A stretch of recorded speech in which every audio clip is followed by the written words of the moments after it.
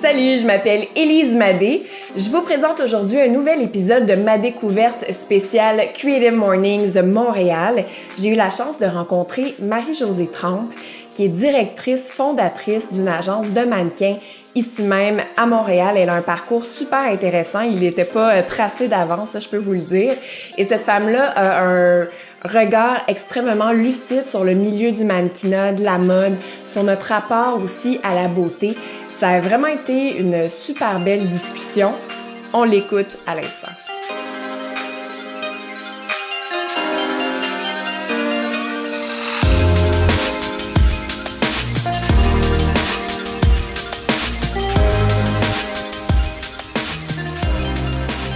C'est toujours intéressant quand on se fait demander, tu sais, moi je suis quelqu'un qui travaille à l'arrière, fait que je trouve ça toujours intéressant et un petit peu challengeant. Ah ouais? Ben oui, c'est certain que c'est. Mais en même temps, c'est intéressant.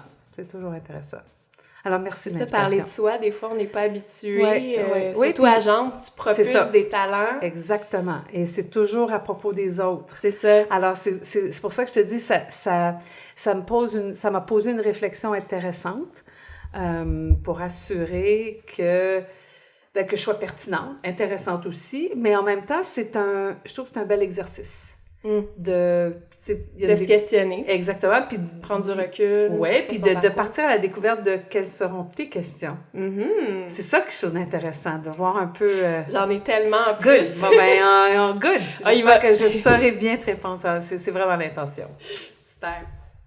Bonsoir, Marie-Josée Trempe. Bonsoir. Tu es fondatrice, présidente de l'agence montréalaise PEX, qui est une agence de mannequins. Exact. Ici même à Montréal, je l'ai dit.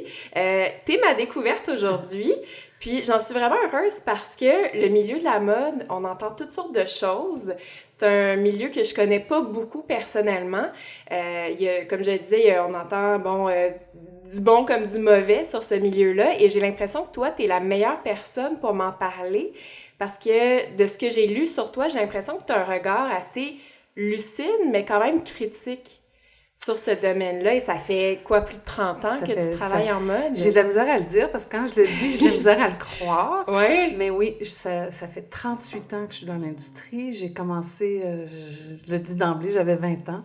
J'ai commencé, moi, j'ai eu quand même de la chance parce que j'ai commencé, en premier lieu, j'ai commencé comme maquilleuse. Alors, à la sortie de l'école, j'étais une de ces jeunes là, qui ne savaient pas quoi faire, puis mon père voulait absolument que j'aille à l'école. Et j'ai changé d'un collège privé très strict. Je me suis retrouvée à faire mes 2 dernières années de secondaire à l'école privée et je me suis pas enregistrée pour le cégep. Alors, quand les dates ont passé, là, mon père s'est retrouvé à la fin de l'année, puis là, il m'a dit, tu vas où? Puis là, j'ai dit, qu'est-ce que tu veux dire? Je vais où? Je pense que je vais me trouver une job, et j'avais comme 17 ans. Et mon père voulait, à ce temps-là, moi, il y a des notaires, des avocats dans la famille. Mon père pensait, parce que je suis quand même une pipelette, puis Une pipelette, ça veut dire quoi? C'est quelqu'un qui aime ça parler, okay. puis je revendiquais beaucoup quand j'étais plus jeune. Alors, il pensait que il m'avait beaucoup encouragée à aller ou en droit, et ça m'intéressait pas. J'avais de la difficulté à l'école, j'avais de la difficulté. J'étais une de ces ados qui était peut-être un petit peu perdue. Et je sais, honnêtement, j'ai repensé beaucoup. Je sais pas pourquoi j'ai décidé de m'inscrire dans un cours d'esthétique. Mais je soupçonne que mon père avait eu une blonde qui était maquilleuse, qui m'avait amenée à 10-11 ans à la Place des Arts. Elle avait maquillé Pauline Julien dans la loge, et ça m'avait profondément impressionnée. Et Mais tu n'en étais pas consciente quand tu t'es inscrite? Non, parce que j'avais pas... tu sais, je me maquillais un petit peu, mais pas beaucoup, puis j'avais pas grandi avec ma mère, alors j'avais pas été autour, sauf de cette maquilleuse. Puis c'est maintenant que je me dis, oui, c'est sûr que... Mais à ce moment-là, j'avais pas fait le lien. Alors j'ai fait mon cours d'esthétique, j'ai fait 2 ans en une année, je suis sortie, puis je me suis trouvé du travail tout de suite, et j'ai commencé à travailler au Fairview, parce que moi je viens du West Island, je viens de Pierrefonds. J'ai commencé dans une boutique qui était une boutique de maquillage, et à l'arrière, il y avait un salon d'esthétique. Et quand j'ai commencé à travailler, j'avais 19 ans. Et avant ça, j'avais quand même une expérience de travail, parce que j'avais commencé à garder très jeune. J'avais été monitrice dans les parcs, mais là, je travaillais à temps plein. Et j'étais tellement pas une bonne esthéticienne. Non? J'étais pas bonne. Comment ça? T'aimais pas pas prendre soin des gens? Oui, mais je trouvais que c'était long, l'esthétique. Et je trouvais qu'en même temps, il y avait toute cette espèce de... Il fallait que les gens achètent les produits, puis il fallait qu'ils... Le côté vendre. Ça me plaisait moins. Pourtant, quand je faisais du maquillage, et puis vraiment, là, puis je le dis, c'est vrai, j'étais correcte. J'étais pas la meilleure maquilleuse parce que j'étais à mes débuts. C'est sûr qu'à un moment donné, je suis devenue une très bonne maquilleuse, mais au début, tu sais... Mais je pense que j'avais le contact vraiment facile avec les clientes. Et j'étais une excellente vendeuse parce que je leur vendais seulement ce que je croyais vraiment qu'elles devaient acheter. Alors, ce qui est arrivé, c'est que ça m'a pas pris de temps. J'ai travaillé comme maquilleuse, j'ai arrêté de faire de l'esthétique. Le patron était correct, alors j'ai fait de la vente. Puis à partir de là, j'ai commencé à travailler avec différentes compagnies. Je me suis promenée. À un moment donné, j'ai eu un très beau contrat. Je suis devenue porte-parole pour le savon Dove en 2003. Et puis, je me suis promenée à travers le Canada, tout ça. Alors, j'ai eu une carrière. Tout d'un coup, j'étais rendue une fille qui avait travaillé en boutique. J'étais rendue maquilleuse et j'ai commencé à faire des contrats sur les plateaux. Je me suis retrouvée à avoir des jobs avec les magazines. Et c'est vraiment comme ça. C'est une série d'accidents, finalement. Oui, il n'y avait rien de planifié là-dedans. Je n'avais pas, et j'avais pas de plan de carrière. Et honnêtement, j'ai jamais pensé, quand j'étais plus jeune, que j'allais avoir une entreprise ou que j'allais être à mon compte, parce que je viens pas de ça. Mon père a eu un très bon boulot, mais il travaillait pour une très grosse compagnie pharmaceutique. Et puis, à un moment donné, ce qui s'est passé, c'est que j'ai eu une personne qui m'a engagée pour un boulot qui était le Montreal Gazette, qui était le journal anglophone, mais c'était la première fois qu'ils allaient lancer un magazine en couleur, papier. Alors, on parle des années... On est en 83 à peu près. Ça fait 2-3 ans que je travaille. J'ai travaillé dans des boutiques. Puis là, je commence à faire... Tranquillement, je fais des trucs à la pige. Je fais beaucoup, beaucoup de défilés gratuitement et aux grandes dames de mon père encore, parce qu'il me dit, voyons donc, comment ça tu travailles gratuitement?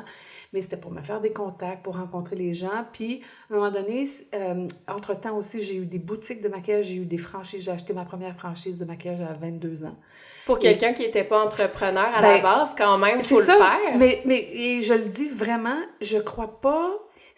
Comme tu l'as dit, tu l'as parfaitement dit, c'était comme une série d'événements et d'accidents, des accidents heureux et des fois un petit peu malheureux aussi, mais c'est comme ça que j'ai appris.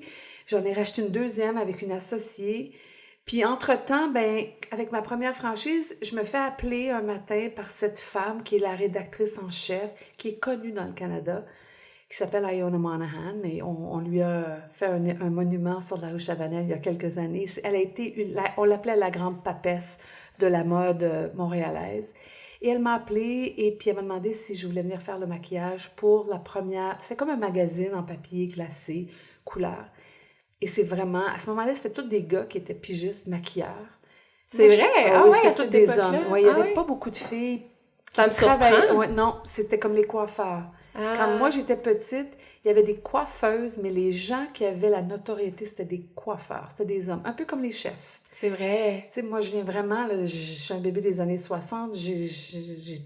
Au début des années 80, la cohorte avec qui je me suis retrouvée, là, il y avait 4-5 gars de Montréal. Il y en a encore qui sont encore maquilleurs dans ça, qui sont devenus des très grands maquilleurs. Puis il y avait moi. Et là... Ça a bien été et quelques jours plus tard, elle me rappelle puis elle me fait revenir à la Gazette et elle prend une photo de moi, c'est un peu stagé, là, maquilleuse, pigiste, puis elle me passe une espèce de gros manteau elle voulait faire un feature et c'est vraiment, du jour au lendemain, ma photo se retrouve dans un journal. Tu sais, personne ne me connaît, là. Je suis une petite fille, je suis une jeune fille du West Island et le lendemain, je commence à avoir des gens qui m'appellent. Clin d'œil m'a appelé. Les gens ont commencé tranquillement. Donc, autant francophone qu'anglophone? Oui, parce que ça, c'était un journal, mais vu elle avait une grande importance, les gens la lisaient. Le mardi, quand la chronique de mode sortait, tout le monde lisait ça. Puis dans ce temps-là, il y avait quand même pas mal de pages. Puis c'est vraiment comme ça. Et à un moment donné, j'ai rencontré quelqu'un encore qui a été déterminant sur un shoot, un coiffeur, de Montréal, en fait, il était de Québec, mais qui arrivait de Paris, avec qui j'ai fait une job, je me souviens pas c'était pour qui, mais c'était un boulot où j'étais maquilleuse, puis Lui arrivait de Paris, lui avait shooté pour le Vogue français. Lui, pour moi, j'étais très impressionnée. Puis quelqu'un d'extrêmement gentil, puis pas du tout, là, tu sais, vraiment terre à terre. Puis il me regarde et me dit, t'es quand même bonne, c'est beau ce que tu fais. Puis il me dit, tu sais, moi j'ai un agent maintenant. Je savais même pas c'était quoi un agent. J'ai un agent. Il me dit, oui, j'avais quelqu'un à Paris, puis j'ai rencontré quelqu'un dernièrement, puis je pense que tu devrais venir le rencontrer. Et c'est comme ça.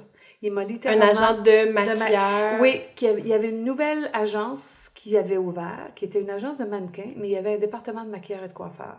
Puis je pense que je suis la première maquilleuse qui a signé. Alors, c'est vraiment comme ça. Puis tu sais, je le dis parce que c'était vraiment une série de déterminantes, de rencontres, de gens, puis je n'étais pas inconsciente, mais j'y allais au feeling. Et j'ai rencontré cet agent, puis j'ai été avec lui, j'ai signé, je pense, en 84, et j'ai laissé en fin de l'année 89, parce que j'ai commencé Specs en 90. Et quand j'ai commencé Specs, j'ai commencé comme agent de maquilleur, coiffeur, de styliste. Je n'avais pas de mannequin. C'est après qu'on a ajouté la division de mannequins. On a fermé le département des artistes et je suis devenue un agent de mannequin comme ça. Puis je l'ai appris, ma job, sur le terrain, avec des erreurs, avec toute la passion. Est-ce que tu avais le bon instinct? Tu viens de parler de passion. Est-ce que c'était la passion qui te guidait? Est-ce que tu avais un bon feeling pour savoir qui seraient tes alliés, qui te permettraient d'aller plus loin? Non. Non? Non. C'est très intéressant comme question parce que, si je suis très honnête, non. Ce que moi j'avais, puis ça m'a pris beaucoup, beaucoup de temps à avoir du succès. J'ai travaillé très, très fort, puis ça m'a pris vraiment du temps. On parle d'une dizaine d'années de travail avant d'avoir ton agence. Oui, puis même quand j'ai commencé Specs, j'ai été 3 ans, j'avais commencé entre-temps, j'avais fermé les franchises, puis j'avais commencé un autre petit comptoir, parce que je faisais de la clientèle la fin de semaine. Puis j'ai été 3 ans à garder ma clientèle parce que je n'étais pas capable de sortir assez d'argent de l'agence. Je faisais juste assez pour payer mon bail, je n'avais pas d'employé à ce moment-là. Mais non, je n'avais pas cet instinct-là. Puis honnêtement, quand je regarde mon parcours aujourd'hui, parce que je suis encore là, puis je suis devenue une des agences connues, reconnues, puis on a une belle réputation, puis on a quand même on a une bonne compagnie, mais j'avais pas l'instinct d'un vrai agent. Parce que l'agent, c'est quelqu'un qui est capable de décerner la personne qui rentre d'emblée, qui va avoir le bon profil, qui va avoir le bon look pour ce qui est maintenant, mais ce qui s'en vient. L'agent avoir une vision. Oui, avoir une vision. Un flair. Faut avoir du flair, mais il faut être aussi un peu, je veux utiliser le bon mot, mais moi, je suis quelqu'un de tolérant. Puis je suis quelqu'un, tu sais, j'arrivais du maquillage. Je voyais le potentiel et je savais que un petit phare, un petit pep talk, un petit coaching, une personne qui se sent bien, tout est possible. Oui, parce que les maquilleurs aussi, c'est ceux qui reçoivent toutes les confidences. Tellement. Des artistes, c'est tellement important, le rôle d'un maquilleur sur un plateau, j'imagine en mode, c'est la même chose. Exactement. Puis tu sais, contrairement au coiffeur, puis je fais toujours cette comparaison-là, parce que quand t'es maquilleuse, t'es les yeux dans les yeux, le cœur presque sur le cœur, t'es vraiment devant la personne et tu reçois. Tu fais, t'appliques, mais en même temps, aussitôt que la personne s'assoit dans ta chaise, elle te parle tout de suite de tout ce que cette personne-là voit qui est négatif. Tandis que le coiffeur, lui, est en position haute, la personne est assise, lui, et il te parle dans un miroir. C'est beaucoup plus intime. Je l'avais jamais réalisé, mais... Puis moi, je suis quelqu'un de très émotive, je suis sensible aussi, et je suis une positive. Alors, quand je voyais la personne arriver, j'avais aussi un peu le syndrome sauveur. Ça va souvent avec un bon maquilleur. Tu sais, quand j'étais plus jeune, je pensais vouloir devenir travailleur social. C'était quelque chose qui m'attirait.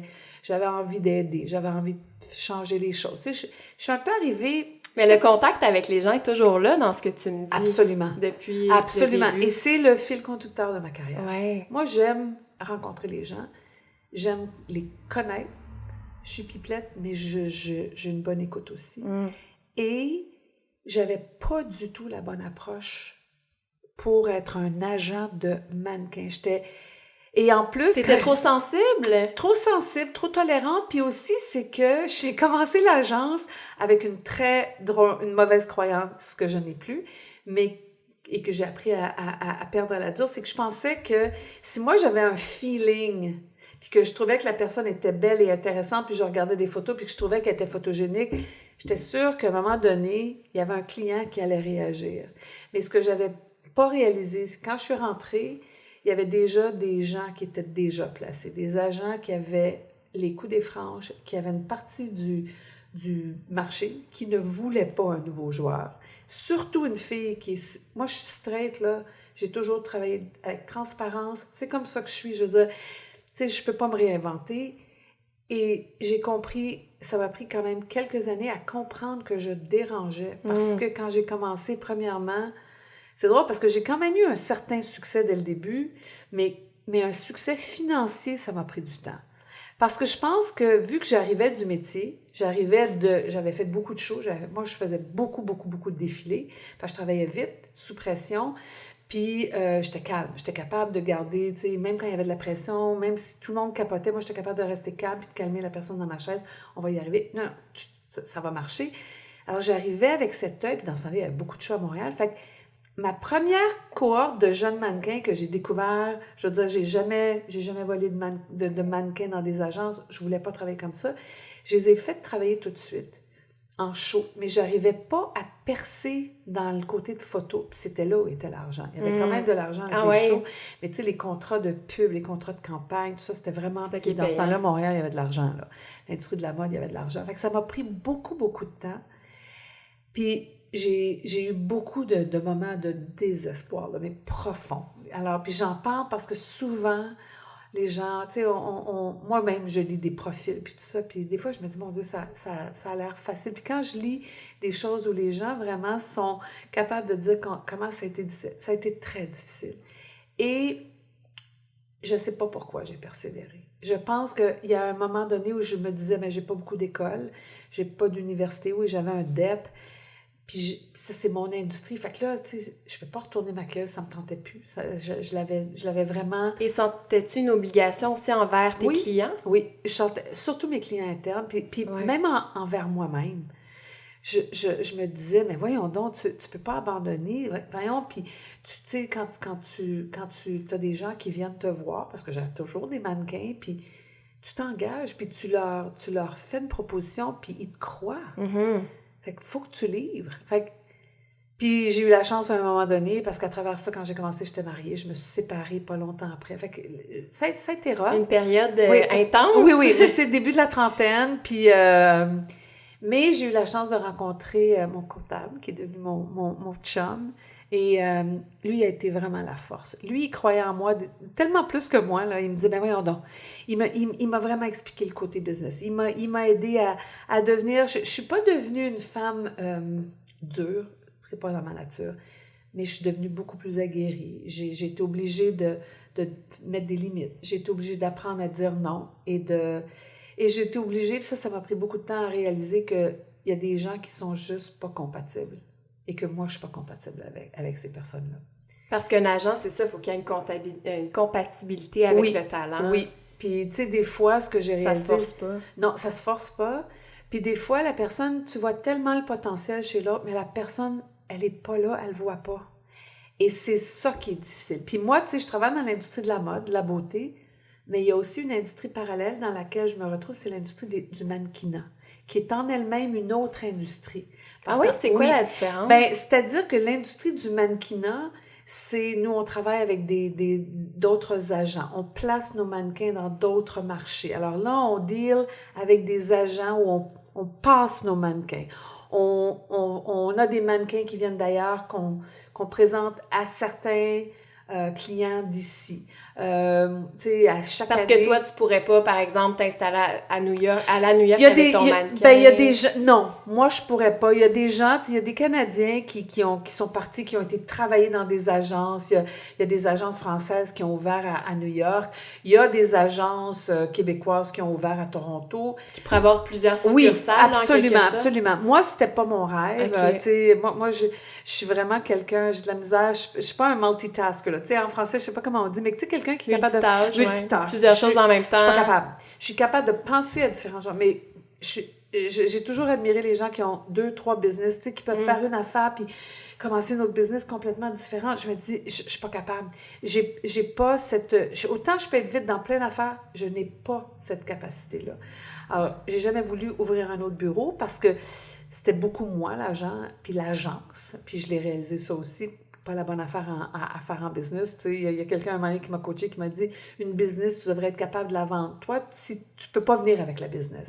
Et c'est beaucoup toi. Les clients, c'est toi qui veulent... Faut que ça existe au-delà de ton nom à Exactement. toi. Ça aussi, tu sais, ça m'a pris du temps avant de le comprendre, mais l'industrie du mannequinat, c'est tout ce qui touche toutes ben, quand nous, on recrute, souvent, je le fais moins maintenant parce que c'est plus mon équipe, mais pendant au moins 25 ans, 23, 24 ans, je me promenais une fois par année, j'allais à Vancouver dans une convention de mannequins où il y a toutes sortes de petits marchés qui ont des écoles de mannequins ou des... Et là, ils présentent les talents et eux autres n'ont pas de marché. Vancouver, il y a un marché de cinéma, mais il n'y a pas vraiment un marché il n'y a pas une industrie de mode forte où il y a de l'argent. Et ils sont obligés d'envoyer les mannequins à Toronto ou à Montréal parce qu'ils ne peuvent pas vraiment percer à Vancouver. Ils arrivent à les placer souvent en Asie, ils vont les placer à New York, mais il faut vraiment, pour que le mannequin ait vraiment une carrière, il faut que le mannequin soit représenté dans différents marchés. Et ça a été la deuxième partie.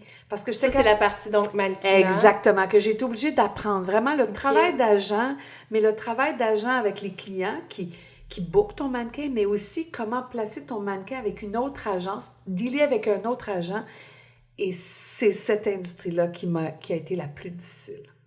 Parce que là, ça joue serré. Parce que là, quand toi, tu places un mannequin à Paris, à Milan, à New York, quand tu places ton mannequin... Faut pas que tu le perdes totalement. Exactement. Faut que tu Puis à ce moment-là, quand moi j'ai commencé, il n'y avait pas d'Internet, là. Fait que c'était des téléphones, c'était des fax. Ça devait être une autre époque, écoute, carrément. À chaque fois que je plaçais un mannequin en Europe, je le perdais. Ah ouais. Parce que là, eux autres, les agents... T'as plus de contact. T'as plus de contact, puis t'es supposé d'en avoir parce que le mannequin revient à Montréal éventuellement, mais là, l'agence avec qui tu l'as placé, lui, il a déjà tu le sais pas, mais il y a une entente avec une autre agence de Montréal. Puis, tu sais, quand tu places ton mannequin, ils sont supposés te payer de la commission. C'est comme ça qu'on fait notre argent. Tu places un mannequin que toi, tu as développé pendant 2-3 ans, tout ça. Fait que là, tu l'envoies travailler. Eux autres sont supposés te payer un 10% qui ne sort pas du gain du mannequin. Ça sort de ce que l'agent fait. Moi, je fais la même chose. Quand j'ai des mannequins qui viennent d'ailleurs, je paie l'agence un 10% de ce que moi, je fais comme commission. Alors, je perdais tout le temps mes mannequins. Fait que ça a été dur. Tu sais, j'ai vraiment... Parce que justement, il y a de l'argent à faire. Fait que là, il y avait tellement d'argent à faire. Alors, moi, j'ai vraiment... T'as tout appris sur le tas, j'ai tout appris, puis j'ai appris vraiment avec des erreurs. Je suis très fière de dire, j'ai jamais mal conseillé un mannequin. Ça n'a jamais été... Lui qui a écopé, en quelque sorte. C'était ça ma plus grande peur. Fait que ça... Mais en même temps, je me suis pas protégée. Mais tu sais, j'ai appris. Puis j'ai compris aussi pourquoi puis je le dis parce que je pense, c'est peut-être moins présent avec les femmes, surtout les jeunes femmes d'aujourd'hui. En tout cas, moi, je travaille fort à faire en sorte que je partage cette expérience-là. Puis je coach beaucoup les femmes pour que les jeunes femmes aient cette confiance parce que c'était beaucoup une affaire de femmes dans ce temps. Il y avait beaucoup d'hommes qui étaient agents. Il y avait quand même des femmes, puis il y avait des femmes très coriaces. Mais moi, je n'avais pas encore appris. Je l'avais pas appris, ça. J'avais appris que, tu sais, j'avais été élevée, you're a nice girl, t'es polie, Puis je suis d'emblée quelqu'un qui est gentil. Je suis pas une fille, tu sais, j'ai pas cette attitude qu'on voit dans l'industrie. Fait que j'étais pas intimidante. Moi, j'arrivais... T'es pas une requin? Ah non, pas pantoute. Puis en plus, je suis poisson, hein. Fait que je suis un vrai poisson. Oh my God, moi aussi, je te comprends. Bon, alors tu vois... Je sais comment sont les poissons. Je suis un poisson, puis je suis un poisson dauphin. Là. Je suis pas un poisson requin. C'est clair. C'est dur pour moi. Ouais. C'est dur de repousser, puis c'est dur de me protéger. Puis je suis toujours dans... j'étais toujours dans l'autre. Alors, ça m'a pris du temps. Mais à un moment donné, j'ai compris. J'ai compris, puis j'ai aussi fait la paix avec le fait que j'étais comme ça. Et qu'est-ce que je pouvais faire pour, justement, me protéger, mais pas perdre ce côté qui est mon côté, qui en fait de moi un bon agent. J'ai ce côté très humain. C'est une force, finalement. J'ai appris à en faire. Au début, c'était une faiblesse, parce que ça me coûtait de l'énergie vitale. Ça faisait que moi, j'avais jamais eu de problème d'insomnie quand j'ai commencé. J'ai commencé à faire de l'insomnie. J'avais peur. J'avais peur tout le temps de perdre le contrat. de perdre mon mannequin. J'ai travaillé beaucoup avec la peur. Puis des fois, c'est un bon moteur, mais à un moment donné, je trouvais ça vraiment... Il y a eu des moments où j'ai détesté. Puis je me sentais prise parce que j'avais une entreprise que moi, j'avais créée. Je me sentais comme un peu prise. Alors, il y a des gens qui dépendent de toi, tu as des employés, tu as des mannequins. Oui, exact, j'ai un autre loyer. Puis en plus, dans ce moment-là, j'étais souvent interviewée parce que j'avais été entraînée pour recevoir des médias. Je l'ai fait, cette expérience-là. Fait que je me disais, voyons donc. Puis c'était comme si j'avais comme une espèce de... J'avais fait comme un pacte inconscient. C'était comme si je me donnais pas le droit d'abandonner. Ouais. Ouais. J'avais comme l'impression... puis c'est là peut-être manque de confiance dans mes capacités. Mon chum n'arrêtait pas de me dire, après 15 ans, il m'a dit, mais c'est comme si tu avais fait un MBA, là. T'es en affaires depuis que tu as 22 ans, tu en as 40. Ça fait plus que 20 ans que tu as eu des business. Ben voyons! Puis j'avais de la difficulté. Mais éventuellement, j'ai appris. Et puis c'est une industrie coriace. Ah oui, c'est clair. C'est une industrie très coriace. Justement, j'ai plein de questions là-dessus, là, mais ce qui distingue ton agence, je pense que c'est que vous avez une approche aussi très particulière aux mannequins. Tu le disais, quand tu étais maquilleuse, il fallait que tu vendes des produits. Tu n'étais pas capable de le faire si tu ne croyais pas aux produits. J'ai l'impression que c'est la même chose avec ton agence. Vous misez beaucoup sur la personnalité de vos mannequins. Bien, ce que j'ai réalisé, parce que j'ai fait des erreurs, si je les aime pas, si il n'y a pas un côté d'eux que j'aime plus autant que leur beauté puis le fait qu'ils ont les bons attributs, je suis incapable. Je suis pas capable. Puis j'admire beaucoup mes compétiteurs qui, pour eux autres, ils sont capables. Moi, je suis pas capable. Tu sais, si le mannequin, il parle puis qu'il est tout croche ou qu'il n'y a pas des... Tu sais, s'il se présente pas bien, s'il n'est pas professionnel, s'il est nonchalant, ça m'énerve. Ben, gérer ça aussi, ça doit pas être super agréable. Ben, ouais. C'est pour ça. C'est exactement pour ça. C'est il nous traite comme ça. Puis à la fin, il me traite moi comme ça. Puis tu sais, il y a des places... ça, j'accepte pas ça. Ça, quand un mannequin en devenir ou quelqu'un dans l'équipe traite mon staff ou mon comptable ou moi avec un manque de respect. Puis ça arrive. Tu sais, quand quelqu'un fait une erreur, écoute, moi-même, j'en fais. Mais quand je sens, puis c'est plate à dire, mais moi, j'aime quand les gens, ils rentrent, là, tu le sens quand quelqu'un a vraiment de la personnalité, puis ce que j'appelle du spirit, de l'esprit, là, puis une certaine profondeur, puis parce que c'est une business. En plus, il faut que tu sois curieux. Faut que tu aies envie d'apprendre le côté de la business, parce que si tu le comprends, tu vas être un meilleur mannequin, puis tu peux faire beaucoup d'argent. Puis tu peux être étudiant, puis être mannequin. Puis tu peux, des fois, commencer une carrière. Moi, je viens de reprendre... C'est pas juste être beau, tu l'as dit. Non, c'est vraiment... Il faut que tu aies tout le package.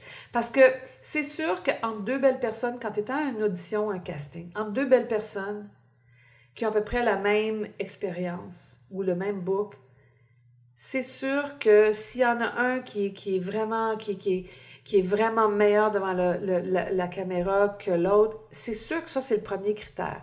Mais entre deux personnes qui sont à peu près pareilles, la personne qui l'évalue va se dire « Ouais, il faut que je passe 8 heures, on va être en location. » Il va vouloir prendre la personne qui est un peu plus facile. Puis tu sais, en tant qu'agent, tu les connais. Moi, ma job, c'est de dire à un client « Écoute, elle est super belle, mais elle n'a pas l'énergie d'être capable de te faire un shooting pendant 10 heures, puis elle n'est pas rendue là. » Ou, oui, tu peux...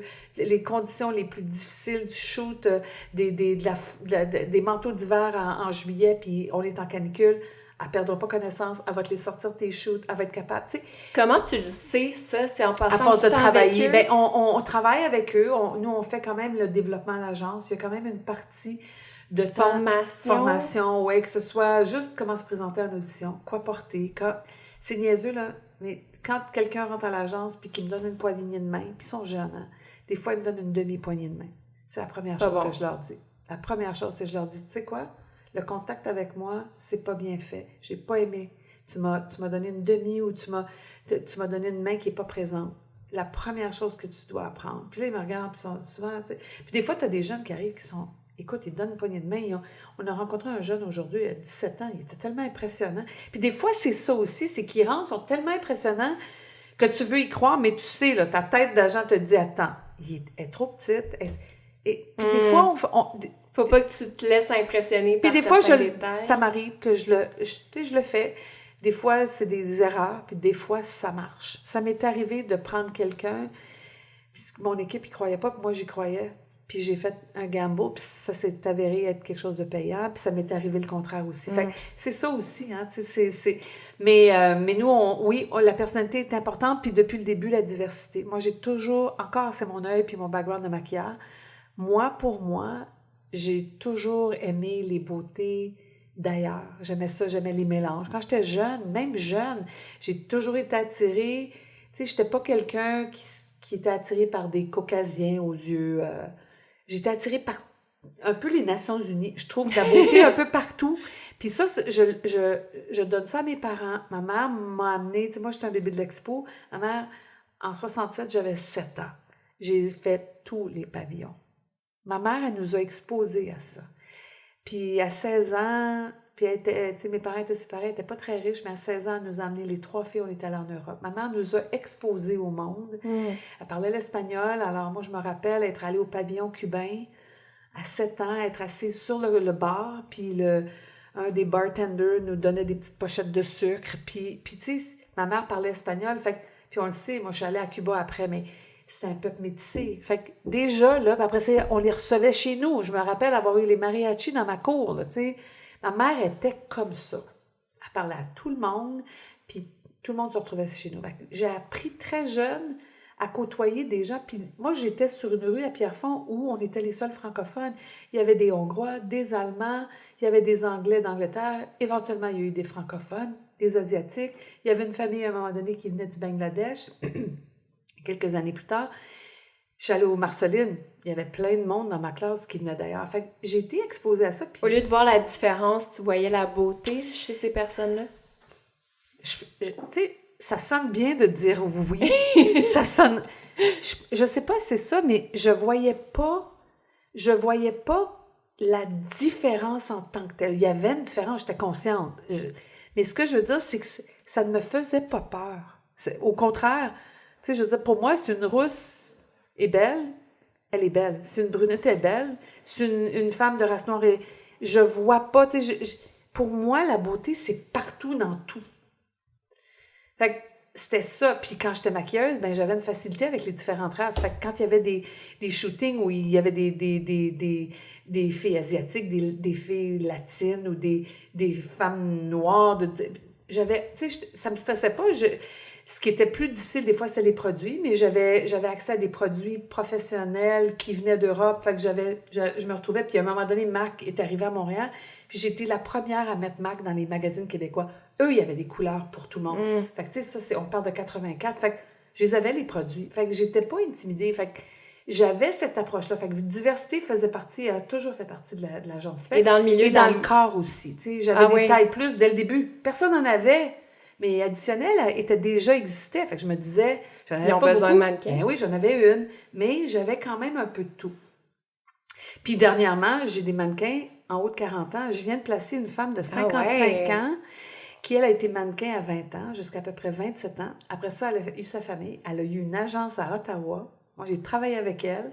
Je représente sa fille depuis 6 ans. Sa fille a maintenant 22 ou 23 ans. Et elle a les cheveux comme moi, platine naturelle. Moi, je suis un renard argenté, mais elle les a aux fesses. Et je viens de la placer dans une top agence à Paris. 55. On a l'impression que les mannequins, après 17 ans, t'es fini. Est-ce que c'est ça encore change, vrai, ça? Ça change. Tranquillement, mais oui, ça change. Il y a... Tu sais, on a une population vieillissante et au Québec, mais un peu partout aussi. Et contrairement aux gens plus vieux d'avant, les gens qui vieillissent aujourd'hui ne sont pas nécessairement enclins à juste vouloir laisser leur argent à leur enfant. Ils veulent en profiter. Alors, ils veulent... Il y a un marché pour ça. Il y a un marché. Le Grey Economy, c'est un marché que les gens ne réalisent pas, qui est un marché hyper important. Et c'est là où... C'est pour ça que, tu sais, il y a certaines choses qui changent, mais il y a d'autres choses qui émergent. Puis moi, je suis confiante. Alors là, je me retrouve à avoir le plus jeune mannequin chez nous, je pense, à 16 ans. Et le plus vieux, je viens de prendre une femme qui, j'ai l'impression, elle ne me l'a pas dit, mais elle a la fin des années 60. Elle a peut-être 70, mais elle est magnifique. Ah, t'as pas dit son âge? Elle m'a pas dit son âge. À te le dire. Ah non! Elle va être obligée parce qu'il faut que je... Ouais, pour les contrats, t'as pas le choix. Sa date de naissance, son numéro d'assurance sociale, surtout pour la télé. Elle aura plus de secret pour Alors, toi. mais elle m'a dit, j'ai l'âge que vous me donnez. J'ai dit, je vous donne fin de la soixantaine, début 70, puis elle m'a juste souri. Fait que je pense que je suis dans le mille. Mais elle est magnifique. Puis, c'est sûr que j'ai pas tant de contrats, mais en les ayant, je me dis que c'est à moi aussi à faire un peu de prospection, que ce soit des magazines, mais il y a aussi tous les produits, que ce soit des produits financiers, des produits de voyage, même des vêtements. Je veux dire, il y a des collections où c'est un petit peu plus madame. Ben oui, ils s'habillent ce monde-là. Exactement. Des projets de maison, je regardais des projets de maison de retraite. Ben oui, c'est semi-autonome, autonome, des croisières. Fait qu'il y a un marché. Alors, je me dis, bon, c'est... Puis comme elle fera pas ça de temps plein, exactement, c'est ce que j'allais dire. Tu sais, j'ai dit, écoutez, vous n'allez pas avoir 22 auditions dans le mois, mais j'ai quand même quelques clients. Puis des fois, ça peut être... Comme là, on a fait des shoots de Noël pour quelques magazines, puis ils m'ont demandé si on avait des familles, des gens, les jeunes, là, les ados, les parents jeunes, puis les grands-parents. Fait qu'elle peut faire une super belle grand-mère. Ces Grogéa me demandent souvent des grands-mères. En haut de 60, j'en ai pas. Là, j'en ai une. Fait que je me dis, et pour moi, c'est intéressant aussi, parce que moi aussi, je veux dire, je suis à la fin de la cinquantaine, puis moi-même, je suis consommatrice. C'est sûr que je suis pas... Tu sais, j'ai encore les pieds en arrière aussi, mais ce que je veux dire, c'est que j'ai des amis j'ai une copine qui vient de se retirer, elle a 55 ans. C'est quand même une réalité, là. Alors, c'est pour ça que je trouve ça intéressant de voir l'industrie va devoir faire le pivot, puis il y a des compagnies qui vont sortir du lot, qui vont commencer de plus en plus à parler à cette économie-là. Alors, moi, je vais avoir des gens pour répondre aux demandes. La diversité corporelle, on en entend de plus en plus parler. On veut que les médias la montrent, cette diversité-là. On n'est pas encore là autant dans nos productions télévisuelles que dans le monde de la mode. Là. Je connais pas assez la mode, mais il me semble que... On n'est pas... Il y a un changement. Il y a un changement, mais on n'est pas encore là, ouais, quand même. On a beaucoup de chemin à faire. Puis je pense, par contre, que... moi, je suis très optimiste. Et ce que je veux dire, c'est que il y a quand même des courants. Il y a des choses qui changent. Est-ce que ça change aussi rapidement que j'aimerais? Non. Je regarde juste l'industrie du mannequinat. C'est une industrie où il y a beaucoup, beaucoup, beaucoup de choses qui m'ont un peu horripilée quand j'ai commencé à travailler. Mais c'est sûr, c'est ça, comme je te disais d'emblée, on entend toutes sortes de choses. Et ce qu'on entend, c'est vrai. Oui, il y a de l'anorexie. Il y a des jeunes, très jeunes, qui vont commencer exploiter financièrement, sexuellement. Aujourd'hui, je parlais avec une fille qui vient de Toronto, puis qui vient d'arriver de Milan, puis on parlait un peu de son expérience. C'est pas moi l'agence mère. L'agence mère, c'est l'agence directrice. Moi, je l'ai pour le marché de Montréal, mais elle a une agence où elle est basée à Toronto, qui est son agence directrice. Puis c'est une fille que j'aime beaucoup. Puis elle est à Montréal pour faire un contrat pour 2 jours. Puis on parlait, puis j'ai posé des questions. Comment t'as aimé Milan? Comment t'as aimé Londres? Puis ça, puis elle m'a dit, Milan, j'ai trouvé ça rough. Puis à un moment donné, on parlait. Puis elle me dit, elle-même, elle me dit, c'est drôle parce que c'est vraiment plus un marché pour les garçons. Puis là, je l'ai regardé, puis elle me dit... Puis elle dit, c'est vraiment, là, elle dit, si les garçons sont beaux, là, des fois, on va à des castings, ils sont 50 en ligne, puis elle dit, des fois, l'agent de casting va sortir, puis il va regarder, puis il va dire, toi, viens-t'en. Elle dit, c'est fou. Elle dit, j'ai été un peu choquée. T'es de la marchandise. C'est ça. Et tu sais, quand tu veux envoyer un mannequin à l'extérieur, il faut que tu leur exposes faut que tu leur dises comment ça va se passer. Puis c'est ta job d'agent, de travailler avec des agences qui feront pas de funny business avec ton talent. Puis, tu sais, dernièrement, j'ai parlé avec un jeune homme qui est pas prêt du tout. Il pense qu'il est prêt, mais... Puis j'étais obligée de l'asseoir et de dire, tu sais, qu'est-ce que tu vas faire si tu arrives dans un casting, puis il y a quelqu'un qui te fait une passe, puis c'est pas une femme, là, c'est un gars qui te fait une passe. Puis c'est lui, c'est un grand agent de casting. C'est lui qui a le pouvoir. Puis faire une passe. Une passe, il lui demandait de rester après, là, pour quelque chose de sexuel, là. Je les ai toutes entendues, ces histoires-là. J'ai des mannequins que je connais qui... Même quand j'étais maquilleuse, j'entendais des histoires. C'est sûr. Ça fait partie. C'est pas nouveau. MeToo, ça existe depuis. Ben, c'est ce que j'allais dire. Et tu sais, on a été plusieurs à dire à quand le moment MeToo dans l'industrie de la mode? Quand est-ce que ça va sortir? C'est vrai que c'est pas sorti dans la mode. C'est comme une omerta. Ouais. C'est incroyable. Encore une fois, quand tu as le pouvoir, tu es protégé. Exactement. Puis aussi, c'est parce que c'est tellement... Tu sais, le showbiz, il faut que tu aies du talent. Tu sais, quand même, là, quand tu es acteur, actrice, on l'a vu avec Harvey Weinstein, tout ça. Mais à la base, ces femmes-là étaient là dans des circonstances, elles étaient belles, mais elles étaient aussi, il y avait du talent. Quand un agent envoie un mannequin, là, des fois, il n'y a même pas d'expérience. Ils vont faire 4 photos digitales, là, puis ils vont dire « wow ». Ils vont le présenter à un directeur de casting. Le kid, là, il a peut-être 18 ans, il n'a jamais rien fait, puis il s'en va faire un défilé exclusif pour Versace. Il sort de son... Il capote bien raide. Écoute, puis là... Fait que là... T'arrives dans un monde que tu connais pas, il n'y a même pas encore de talent. Il est juste là parce qu'il est beau. Puis j'ai des histoires là, de directeurs de casting là, qui vont faire des crises, puis ils vont booker un gars, puis tu sais, c'est comme là, si on parle de vie ou de mort, la présentation, puis on parle des shows, là, on parle même pas de campagne, on parle d'une présentation, de l'importance des shows, puis du choix du mannequin, puis ça. Fait que là, tu te dis, comment se fait-il? Puis ça a sorti, il y a eu, parce que moi, je lis tout ce qui sort sur l'industrie de la mode, que ce soit dans The Business of Fashion, que ce soit à travers l'association Model Alliance, qui est un mouvement très important aux États-Unis pour la protection des jeunes mannequins, etc., etc. Puis moi-même, j'ai une mannequin qui est basée à New York, qui est très impliquée dans The Model Alliance, mais tout ce qu'on entend, là, ça existe. Puis on n'a pas encore eu vraiment le moment MeToo dans l'industrie. Il y a eu des petites histoires, il y a eu beaucoup d'hommes qui se sont confiés à propos de grands photographes comme Mario Testino, Bruce Weber. Les plus grands ont été nommés, ont perdu les contrats avec Condé Nast, avec Vogue, tout ça. Mais pendant tout le temps que ça se passait, les agents étaient au courant. Je sais, je l'ai entendu.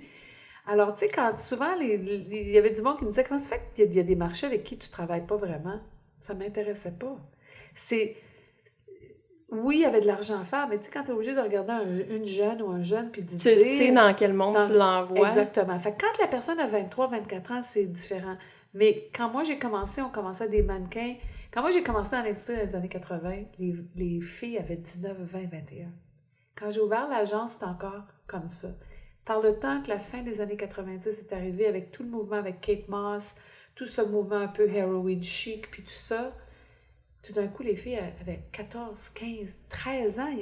Hey, c'est jeune. Écoute, tu connais rien de la vie à cet âge-là. Tu connais rien de la vie, puis tu te fais dire toute la journée, t'es belle, t'es belle. Oh mon Dieu, t'es tellement belle. Parce que ça a l'air glamour aussi, d'un point de vue extérieur. Tu te dis, mon Dieu, de faire dire que t'es belle. Te faire arranger, maquiller, porter des vêtements. Les grands designers du monde. Oui, tu vas dans des parties où t'as même pas l'âge d'être dans des parties. C'est vrai. T'as 14, 15 ans, tu te retrouves dans des parties où...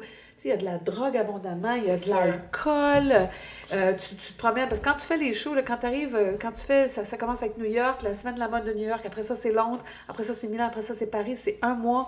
Quand tu fais tes castings, là, tu le fais en limousine, il t'appelle un car service, tu peux pas.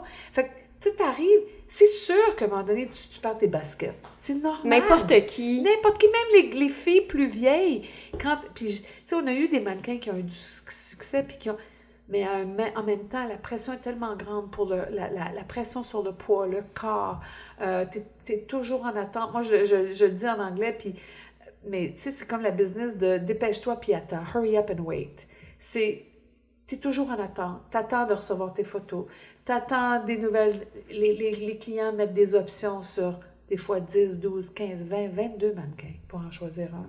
Ils monopolisent le casting partout. Tu sais, tout le monde est en attente. Puis aujourd'hui, ce que je trouve qui est très différent, c'est qu'avec l'arrivée des réseaux sociaux, ça a complètement changé. Oui, j'étais curieuse de t'entendre là-dessus parce que maintenant, les mannequins, c'est des influenceurs.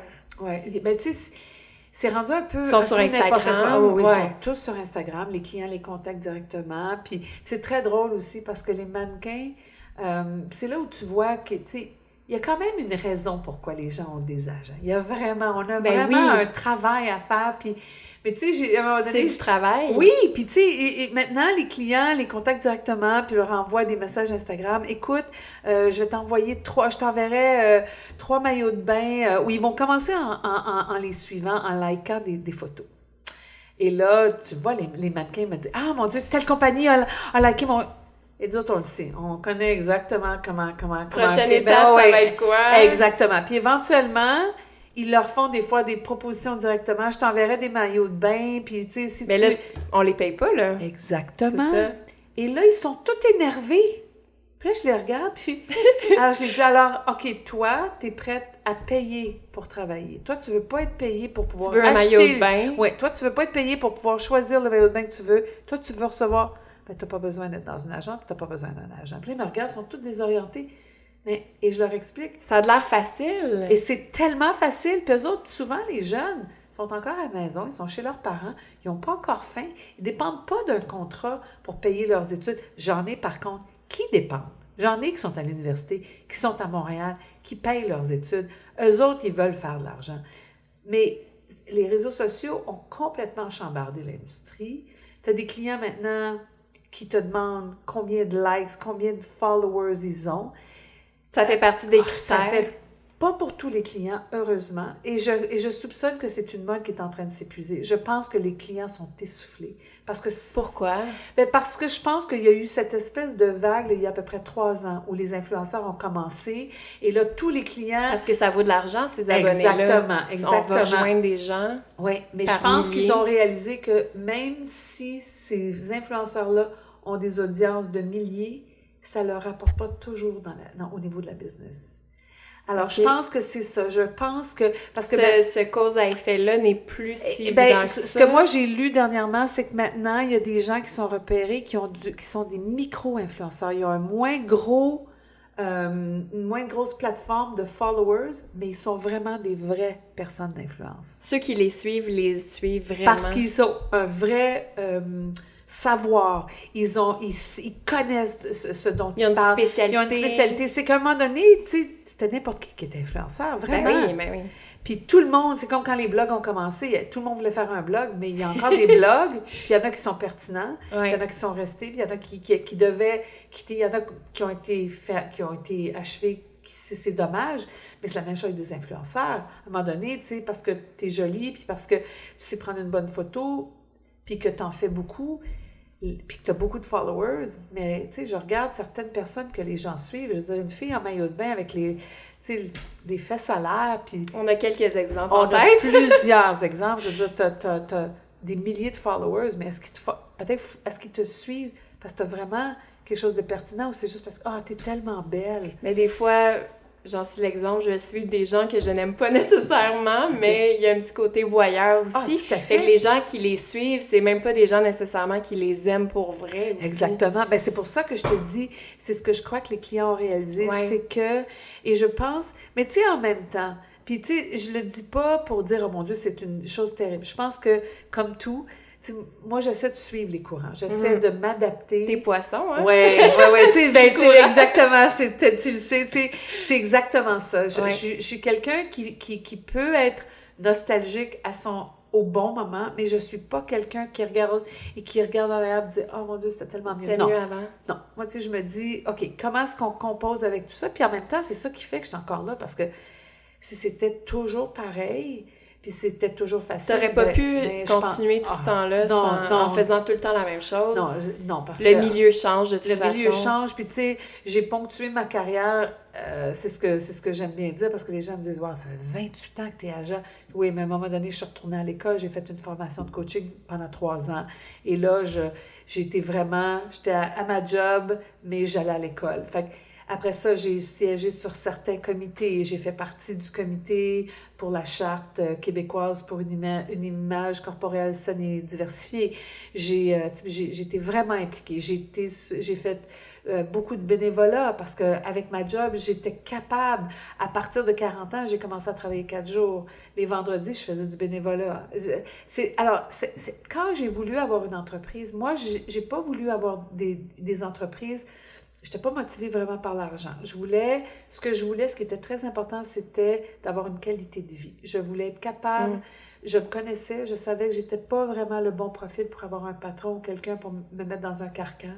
J'ai un côté un petit peu rebelle, puis j'aime travailler avec des équipes, mais je veux pas que ça soit toujours... Je veux pas être obligée de répondre à quelqu'un. Puis souvent, ce que je trouve dans les entreprises, c'est que le tracé est fait, tout le monde suit le même tracé. Moi, j'avais envie de faire des choses différemment. Puis c'est ce que l'industrie m'a permis de faire. Autant ça a été dur, autant j'ai quand même des très beaux acquis. Quand j'ai commencé la première cohorte de jeunes mannequins que j'avais sur, je pense, 16 ou 17 filles, je pense que j'en avais 9 ou 10 qui étaient d'endroits différents, mais qui étaient toutes de race noire. Puis tout le monde, tu sais, dans l'industrie, les gens qui me regardaient aller, ils se disaient « Qu'est-ce qu'elle fait? Elle ne sait pas ce qu'elle fait, voyons donc. » La première saison, toutes mes mannequins ont travaillé. Tout le monde a fait des shows. Puis parce que je me disais, tu sais, t'as pas juste une blonde, t'as pas juste une rouquine. Ben moi, j'avais des filles qui venaient de partout. J'étais aussi une des premières agences vraiment à avoir des filles de peau là, vraiment noire. Puis la première agence qui a booké un mannequin de peau noir-bleu pour Clin d'œil. Première couverture à un ancien magazine qui s'appelait Bikini Village. Ils ont pris une fille. C'était la première fois. Fait que il y a eu des premières. Même chose, j'ai participé à un concours pan-canadien, premier concours à la recherche de taille plus. Fait qu'il y a eu des choses, puis à force d'essayer des choses, puis c'est sûr que des fois, j'ai essayé des affaires ça marche pas tout le temps. Exactement. Mais à un moment donné, ce qui était toujours là, c'est que j'étais constante. Puis quand les clients travaillaient avec moi, si ils bookaient un mannequin, le mannequin était un bon mannequin, arrivait professionnel, si on avait une entente, je respectais les ententes. Fait qu'éventuellement, même si ça a joué du coude, puis les agents ont... Tu t'es bâti une crédibilité. Je me suis bâti une crédibilité. Puis je pense que c'est là qui était la personnalité que j'avais. C'est le fait que j'étais d'emblée quelqu'un de positif, j'étais toujours de bonne humeur quand je leur parlais, puis tu sais, je jouais pas un rôle. Mais c'est tellement important aussi comme travail pour les gens que tu représentes, parce que moi, je travaille dans le milieu de la télévision. OK. Puis on fait affaire avec des agents, okay, ouais. Et des fois, on se dit, mon Dieu, telle personne est tellement mal représentée. C'est triste, probablement c'est tellement pas. Triste. Mais des agents pas à leur affaire, qui te répondent pas, qui...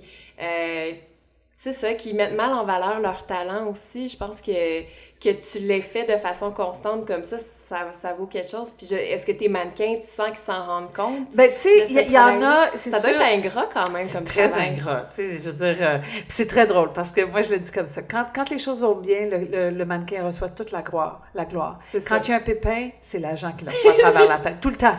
Tout le temps. Tu sais, c'est toujours de notre faute. Mais en même temps, je te dirais, tu sais, j'ai une femme qui est avec moi, dans le milieu de la quarantaine, elle a commencé à 20 ans, elle est encore mannequin à temps plein. Je l'ai fait voyager, elle a été à Tokyo, je pense 4 fois, elle a fait l'Asie, elle est allée en Allemagne, en Espagne, en Grèce, elle a travaillé en Italie, elle a fait une très belle carrière. À un moment donné, fin de la vingtaine, elle était convaincue que sa carrière allait finir, retournée à l'université, sortie avec un bac en communication, elle n'a jamais été capable de se trouver une job. Puis à un moment donné, j'ai dit, pourquoi tu n'essaies pas de faire un peu de trucs en télé? Commencé à faire de la télé, elle fait partie de l'Union des artistes, s'est trouvée éventuellement un agent de télé, puis elle continue à faire de la mode. Je veux dire, dernièrement, elle book encore de la mode. Je veux dire, c'est une femme magnifique, elle est avec moi depuis longtemps. Fait elle a été sollicitée par toutes les agences. Elle était fidèle à toi. Elle était fidèle, puis elle avait confiance. C'est sûr que j'en ai qui sont avec moi depuis 15, 16, 17 ans. Il y en a qui ont été avec moi 10, 12, 15 ans, qui sont partis éventuellement.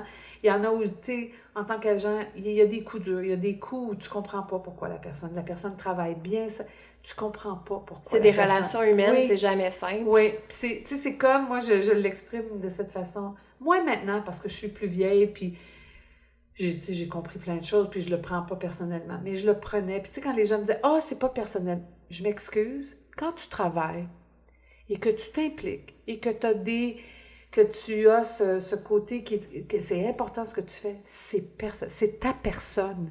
Tu le reçois personnellement. Quand tu as un client ou quand tu es dans une job et le client te regarde ou ton patron te regarde et te dit « C'est malheureux, mais je dois te laisser partir », viens pas me dire que tu le prends pas personnel. On est des êtres humains. Moi, je trouve que ça, c'est tellement une excuse. C'est tellement une façon... de se détacher. De se détacher puis de dire « Oh, business is business ». Moi, ma business, c'est du monde. Ouais. Et je suis une personne. Et je prends les choses à cœur parce que quand mon mannequin travaille, je fais de l'argent.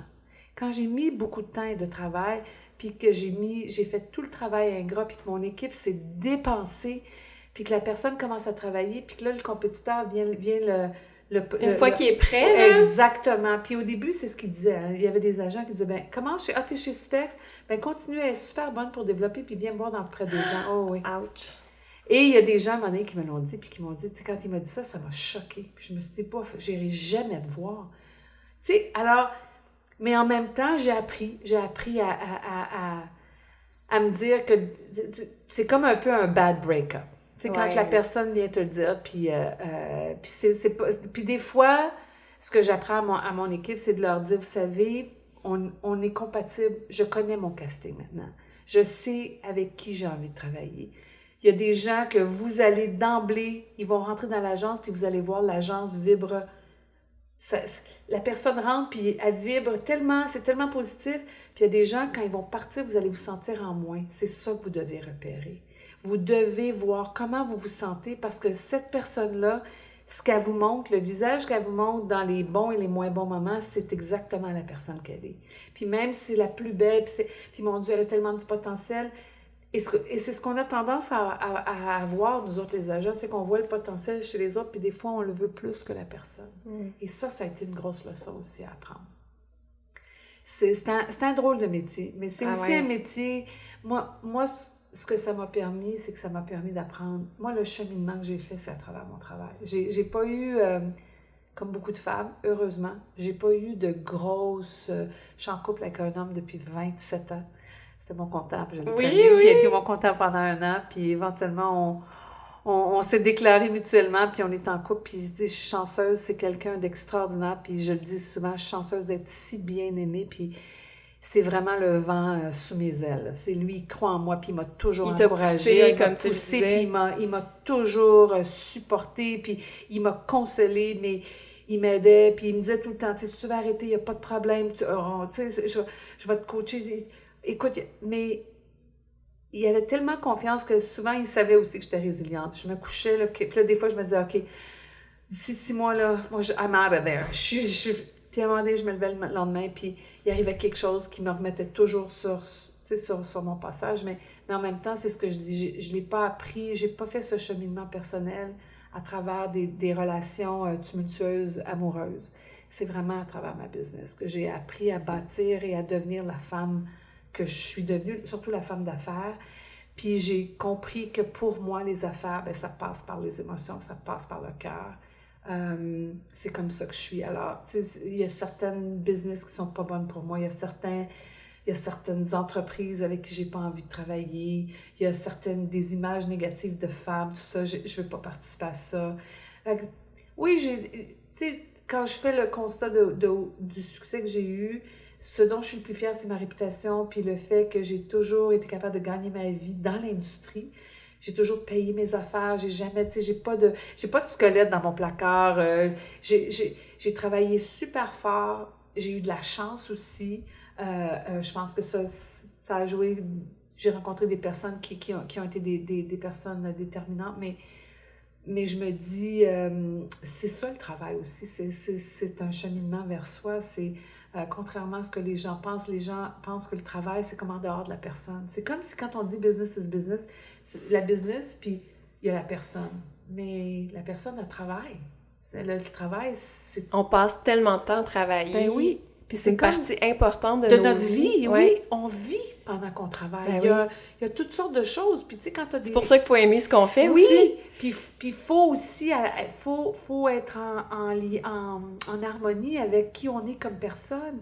Quand on est dans une entreprise, à un moment donné, je pense que ce qui fait qu'on est découragé ou on a des burn-out, c'est qu'à un moment donné, quand ça va contre nos valeurs, je pense que c'est ça qui est l'élément déclencheur, c'est qu'à un moment donné, dans beaucoup de...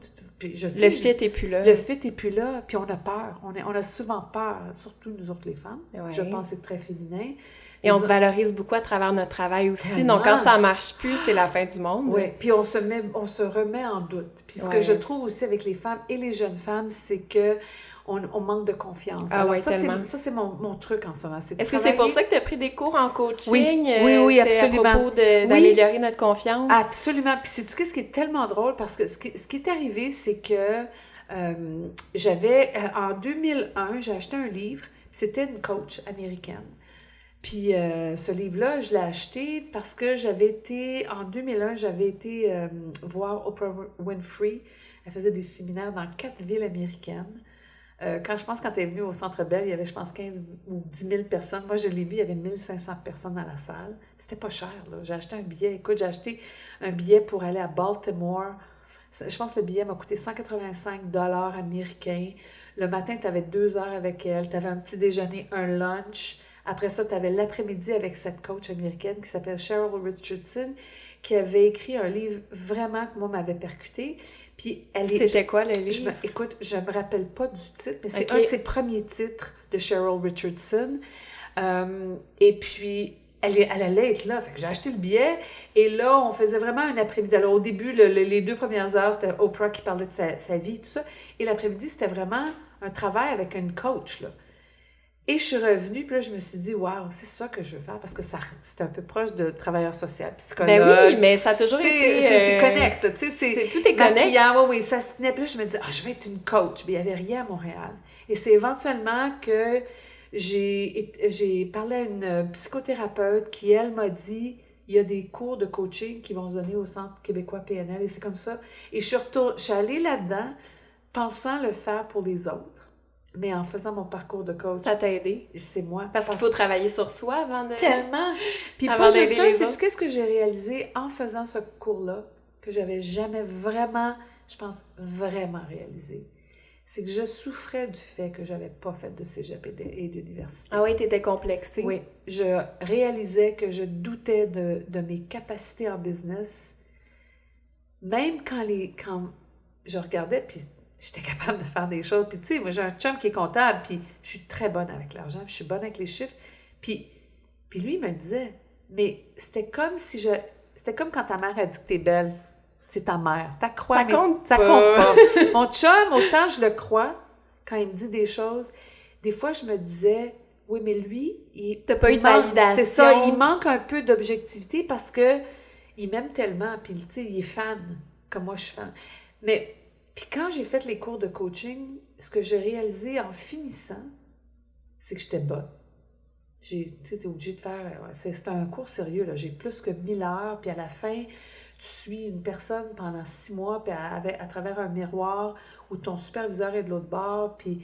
Tu sais, je veux dire, moi, j'ai vraiment pris un cours, là. C'était pas... Tu deviens coach au bout d'une demi-journée, là. Formation sur Internet, là. Exactement, 3 ans... Puis on faisait, c'était vraiment un cours important. Mais ce que j'ai réalisé, c'est que ce cours-là m'a donné confiance à moi. C'était tout d'un coup, j'avais été à l'école, il y avait quelque chose. C'était comme si pendant toutes ces années-là, il y avait un sentiment d'imposteur. Puis écoute, ça se peut fort bien que ce soit ça. Je le dis parce que ça résonne. Puis j'y croyais, mais je me sentais toujours moins bonne, moins que les autres. Parce que le succès est arrivé tard. Puis quand j'ai fait cette formation-là... Mais pourtant, que le succès te soit arrivé tard, souvent on se dit, ben, t'as travaillé avant d'y arriver, ça peut être un coup de chance. Mais même à ça, tu disais quand même... Oui, je me sentais pas à la hauteur. Je sentais que... tu sais, c'est comme... Non seulement dans la business, parce que au début, tu sais, quand j'ai commencé, les gens parlaient de moi, puis les gens disaient tout le temps, mais elle, c'est une agent, elle est tellement mère poule. Écoute, j'avais 30-35 ans, j'avais pas d'enfant, ça m'insultait. Ah ouais? Au début, je me disais, c'était comme, parce qu'ils disaient, puis de la façon que les gens disaient, péjorative, oui. C'était comme, tu sais, elle se bat tout le temps pour ses mannequins. Puis tu sais, il y avait des clients, puis à un moment donné, il y a des clients avec qui Est-ce qu'on aurait dit ça d'un homme? Non. Non, c'est ça. Exactement. Ouais. Et c'est ça, c'était comme, quand je repoussais, puis je disais, mais voyons donc, ça n'a pas de sens, le prix que vous offrez, puis elle va être là pendant 8 heures, puis telle affaire, puis on avait conclu. Puis là, c'était comme, tu sais, ou s'il y avait vraiment quelque chose que je trouvais qui n'était pas correct, tu sais, puis je le faisais toujours d'une façon Mais c'était polie. ta job aussi. Oui, mais j'ai réalisé que les agents qui fermaient les yeux puis qui disaient, OK, pas de problème, tu sais, moi, j'osais, mais moi, j'avais été talent. J'avais eu un agent qui m'avait joué. Fait que j'ai bâti Specs sur ce que j'ai bâti Specs sur ce que je rêvais d'avoir comme agence. Moi, je voulais avoir un agent qui, lorsque je rentre dans l'agence, soit content de me voir. Que ses yeux pétillent. Quand il regarde mon portfolio, qu'il ne me demande pas c'est qui la fille, c'est qui le gars, qui regarde mon travail de maquillage. Waouh, c'était écœurant. Puis il regarde mes données, puis qu'ils me disent, tu travailles moins en ce moment à 30. Il faut faire... Non, lui, il y avait ce département-là, mais c'était juste pour renflouer. C'était pour avoir le monopole.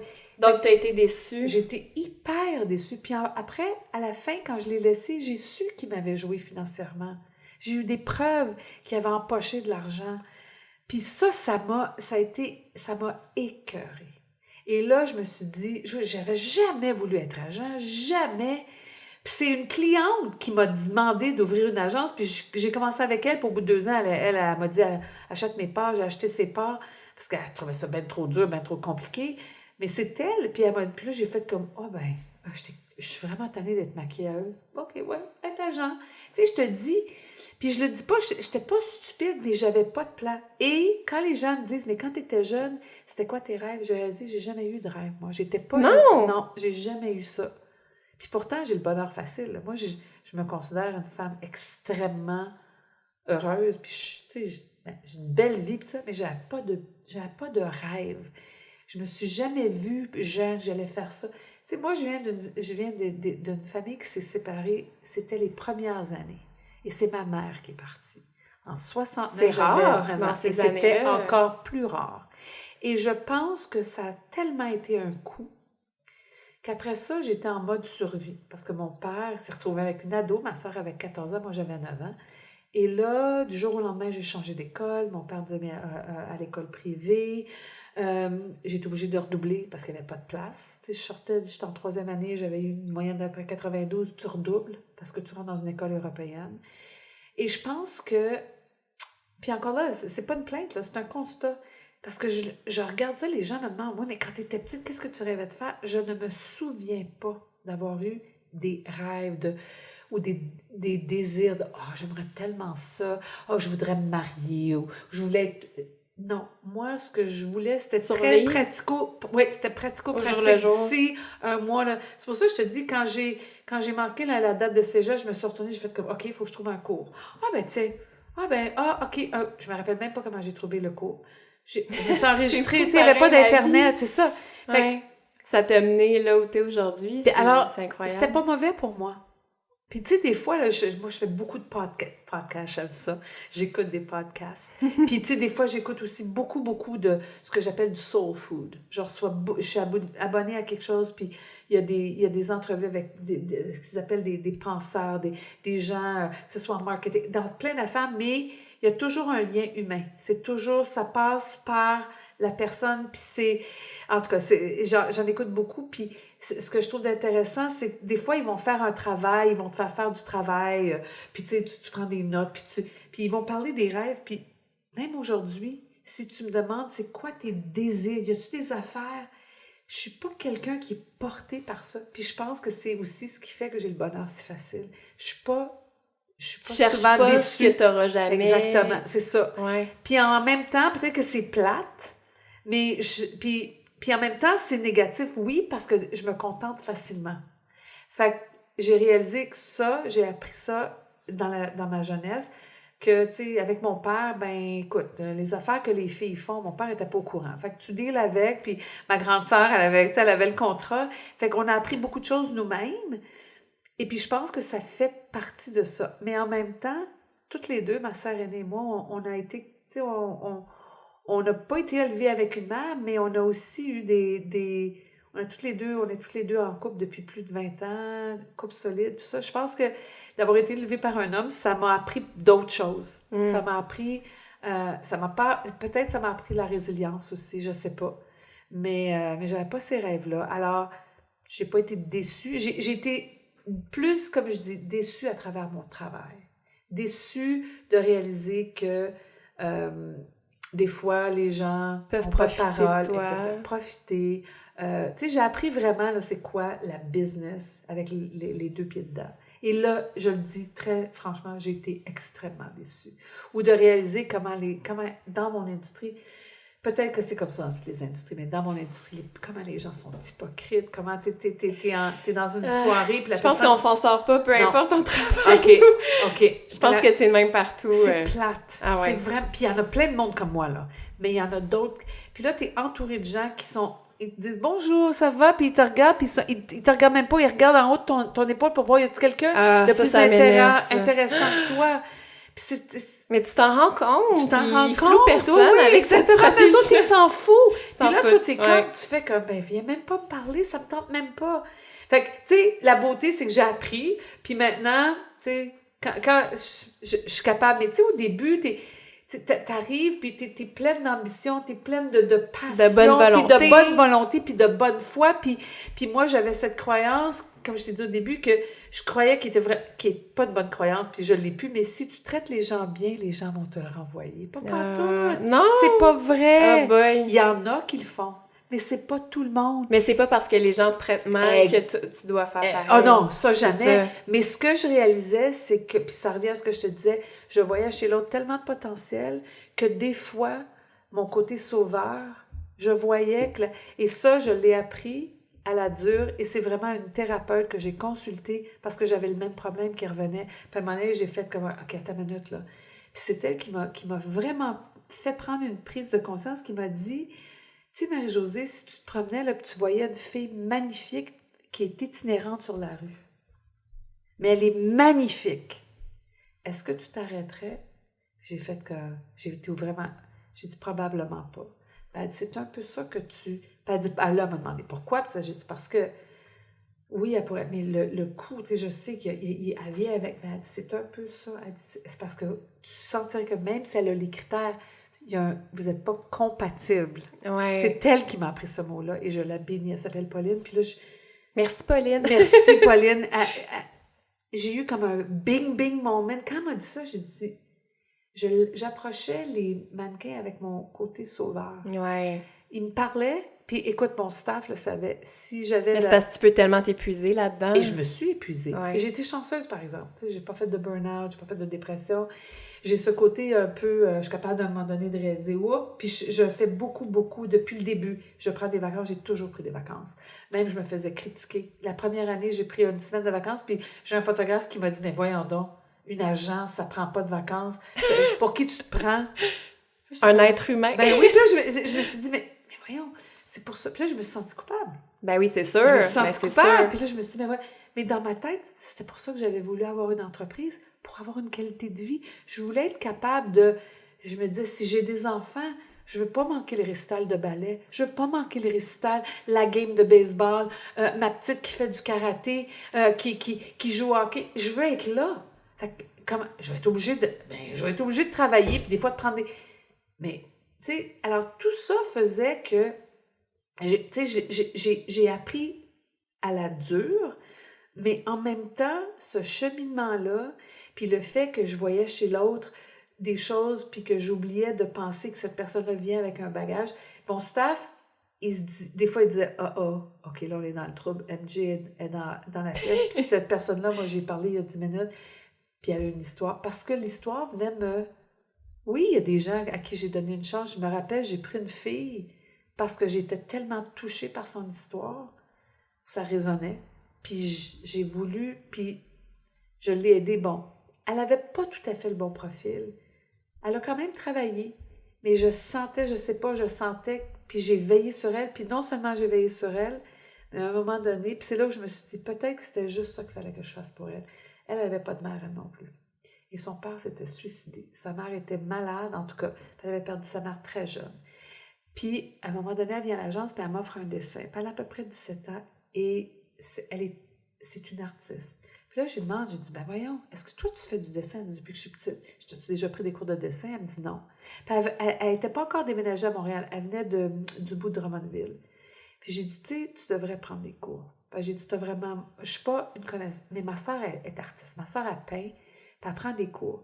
Et j'ai amené cette petite au vernissage de ma soeur, puis il y avait plein d'artistes, puis j'ai présenté le professeur, et elle a pris un cours de peinture.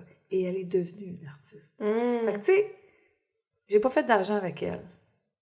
Puis elle m'a offert une toile. À un moment donné, je suis arrivée à l'agence, puis elle m'avait apporté une toile. Dans le métro, là. Oui, une toile, une grande toile.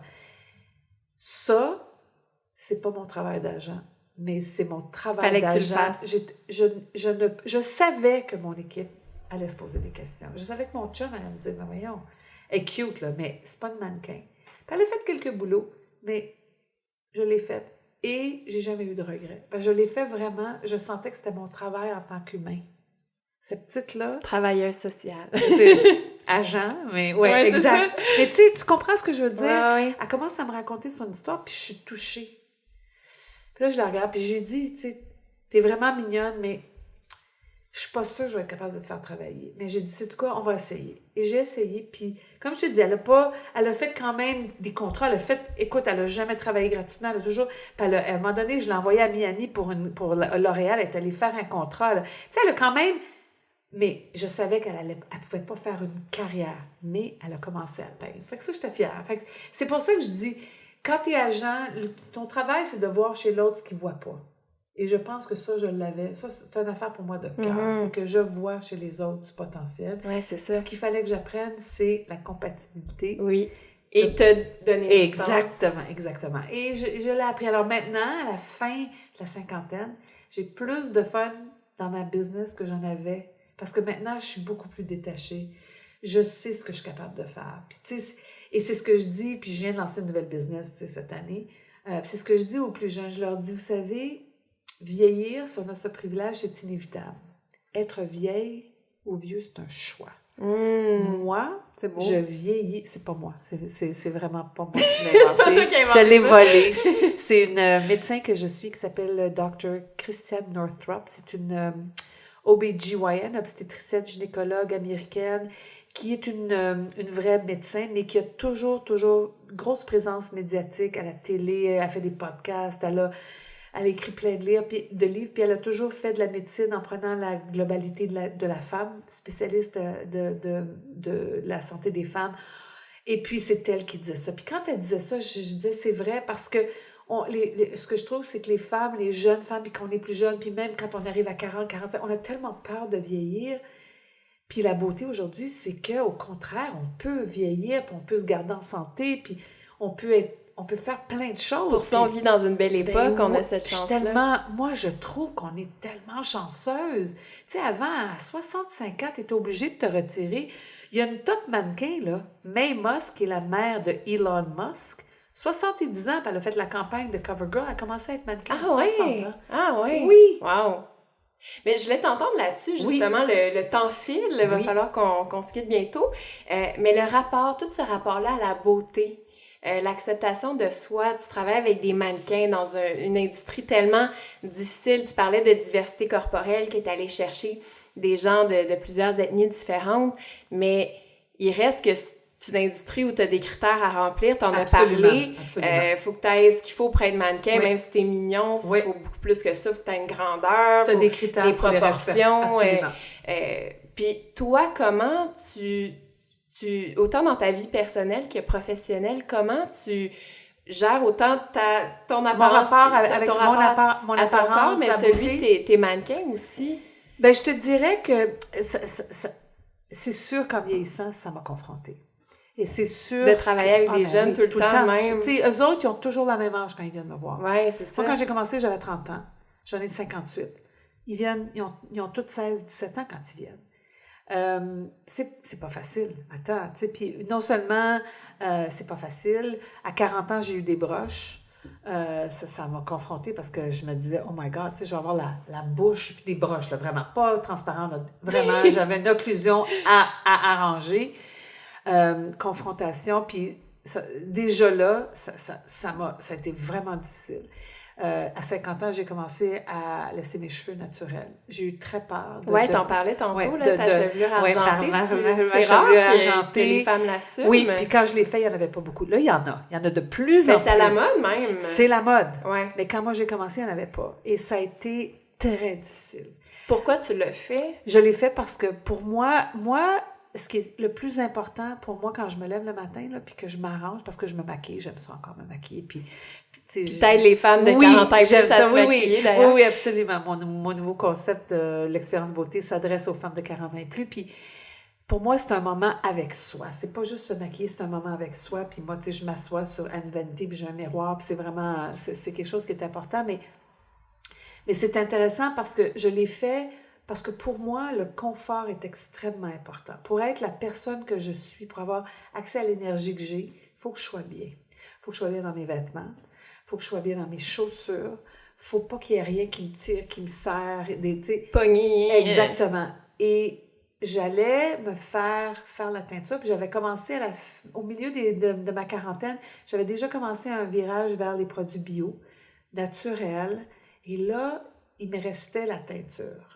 Parce que j'avais déjà des produits de peau, partout dans la maison, on avait vraiment fait le changement. Et là, je me disais, ça se peut pas, je me mets tout ça chimique sur la tête, ça va dans le fait que c'est l'aspect plus santé. Ah oui, j'étais plus... écologique. Oui, puis aussi, c'est que j'avais toujours mal à la tête. Quand ils mettaient la teinture, ça me faisait mal à la tête.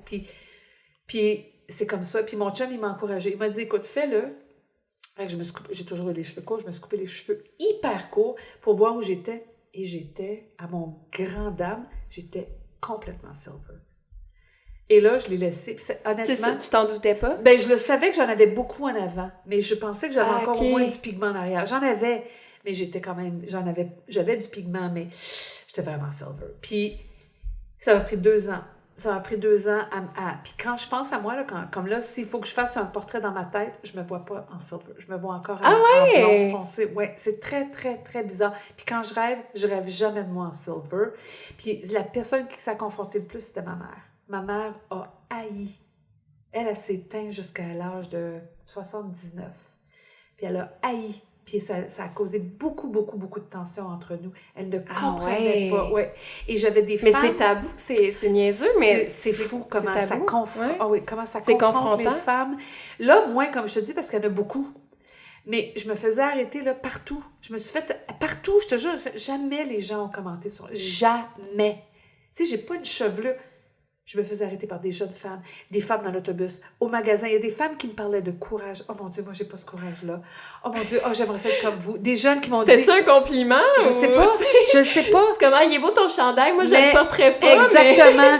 Mais ils me regardaient avec beaucoup d'admiration, puis ils se confiaient comme... Oh, j'aimerais tellement ça, mais j'ai pas le courage. Puis je leur dis, ben c'est correct. Puis moi, je me réserve le droit. Si dans 2 ans, j'aime pas ça, je vais me reteindre. Mais là, pour l'instant... Oui, c'est ça, c'est pas une finalité. Non, exactement. Puis il y a des moments où j'ai le goût. Parce qu'il y a des moments où je me regarde et je me dis, waouh, ça me vieillit. Mais en même temps... Mais je trouve pas, moi... Ben, je te connais pas. T'es vraiment... Mais tu sais, je t'aurais pas donné 58 ans, honnêtement. Mais ça, c'est intéressant parce que je pense que c'est... Et c'est ça mon message aux femmes. C'est de pas chercher à avoir l'air jeune. Être actuel, c'est encore plus important. C'est vrai. Suivre les étapes. Tu sais, quand on voit des femmes... magnifiquement préservées, mais qu'elles s'ouvrent la bouche, puis qu'elles parlent comme des femmes d'il y a 25 ans, puis dont les idées n'ont pas progressé, puis qu'elles... Moi, c'est ça, pire. je me dis, c'est pire.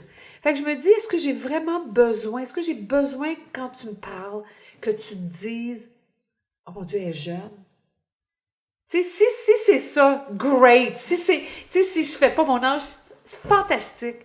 Mais c'est pas l'importance. L'importance, pour moi, c'est d'être en relation avec toi aujourd'hui, parce que c'est toi avec qui je parle, puis l'impact que je peux avoir sur toi, puis si je suis bien, ce que je vais apporter, l'intention, si je suis confortable, ben c'est être bien. Techniquement, je pense que toi aussi, tu vas être bien. Parce que si je suis bien dans ma peau et dans ma personne, puis en même temps, je suis un modèle. Moi, les jeunes avec qui je travaille me le disent. Si tu étais toute botoxée, est-ce que ça voudrait peut-être dire justement que tu t'assumes pas? Ben, ce que je vois aussi... Quoique, il ne faut pas juger les gens qui le font non plus. Puis, tu sais quoi, dernièrement, j'ai même été faire de la recherche. Ah, OK.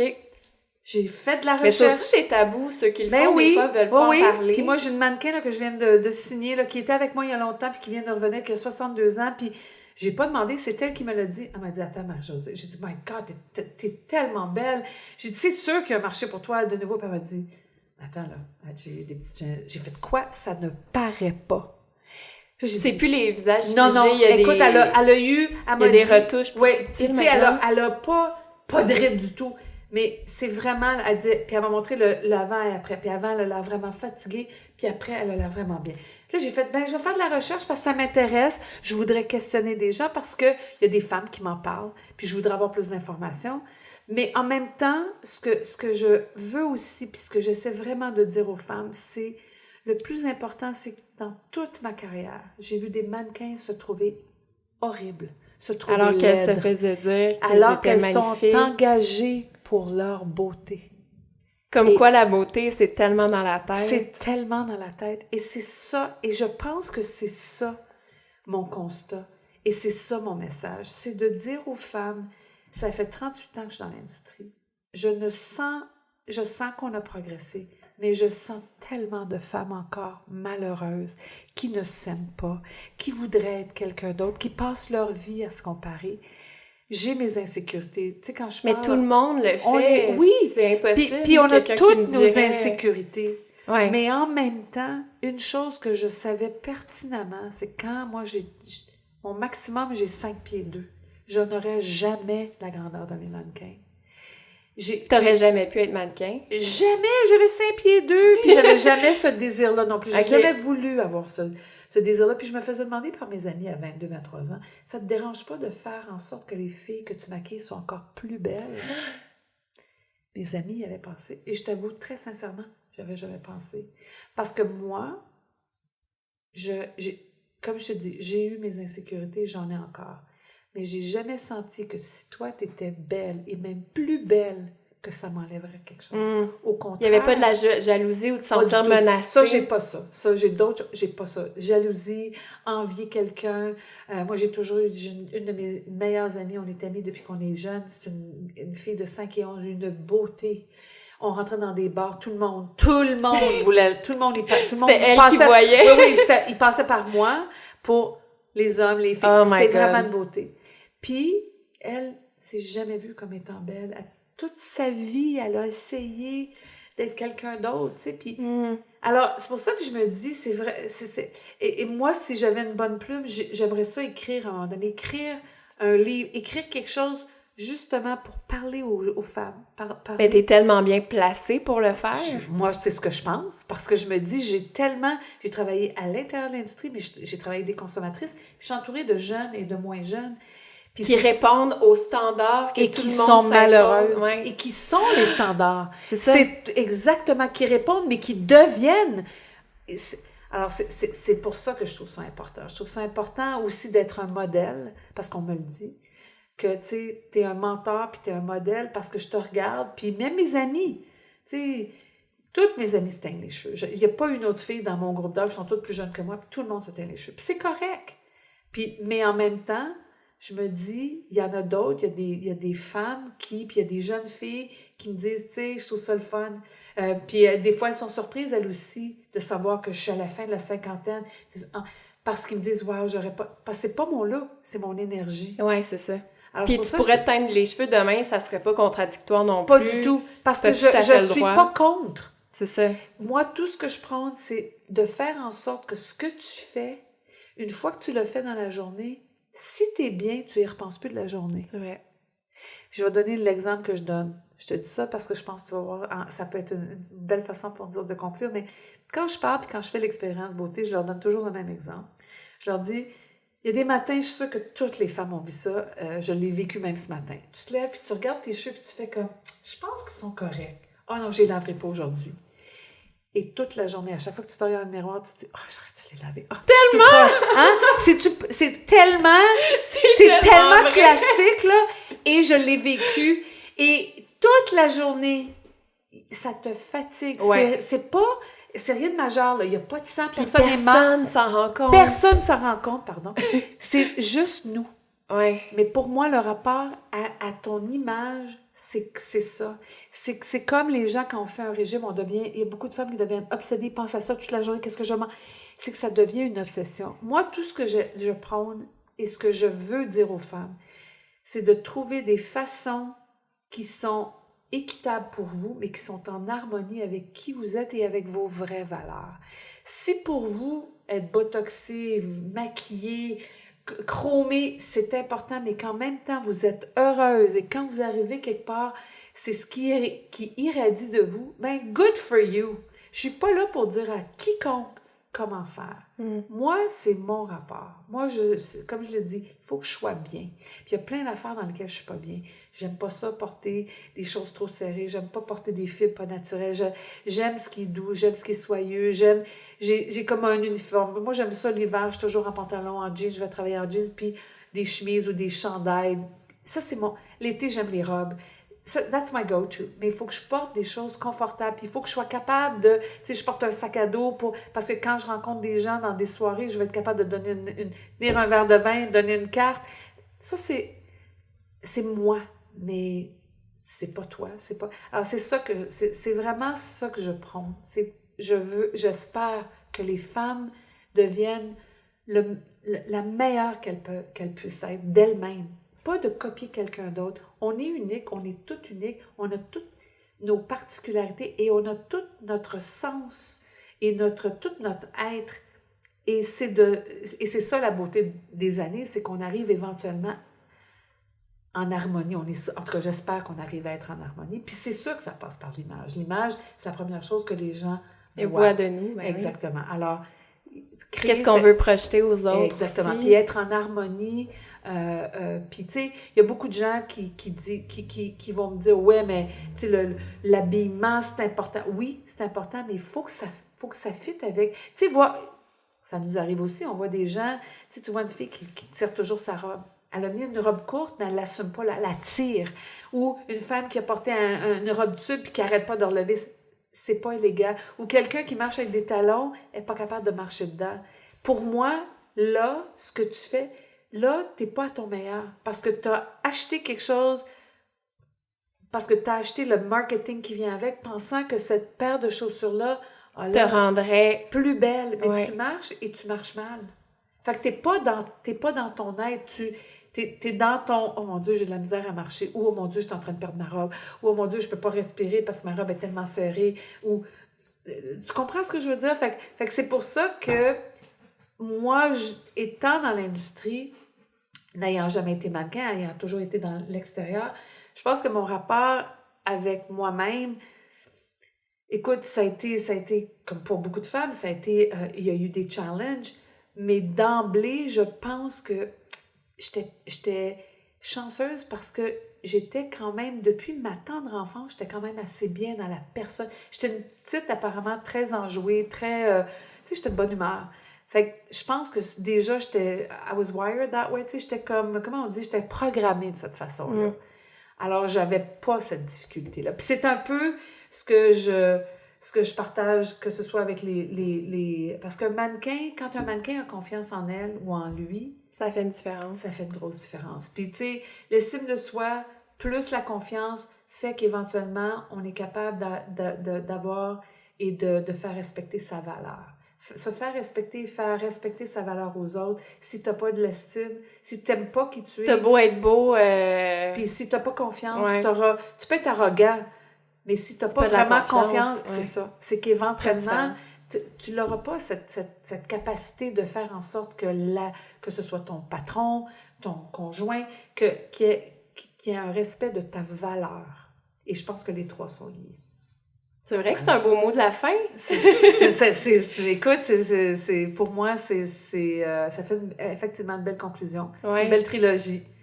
Tu devrais vraiment écrire un livre. Je pense que tu aurais beaucoup de choses à dire. Ah, ben, je pense que j'aimerais ça. Ça, c'est un rêve. Ah, bon, tu vois, t'en as des rêves. Ça, je l'ai même écrit, oui, j'en ai. Celle-là, oui, ça, c'est un rêve et un désir. Oui, mais c'est intéressant, justement, ton message par rapport à l'acceptation de soi, mais aussi tout ton parcours, comment, dans le fond, le fil conducteur, ça a toujours été ta relation avec les gens, d'y aller vers quelque chose auquel tu crois vraiment. Puis qui était facile. Ce que je veux dire, c'est que c'était naturel pour moi. C'est ça. Je pense que pour les gens qui nous écoutent, c'est de vraiment voir qu'est-ce qui vient naturellement. Et moi, le contact avec les autres, c'est hyper facile. Je ne suis pas quelqu'un de gêné. Par contre, je peux être très gênée dans certaines situations, mais j'ai le contact extrêmement facile. Fait que, effectivement. Puis, c'est le fun parce que, comme je te disais au début, à travers les questions, ça me permet toujours de faire un espèce de voyage interne. Oui, c'est ça. J'apprends des choses moi-même. Tu sais, oui, il y a des flashs. Tu m'as aidé à faire des beaux liens. Je te remercie.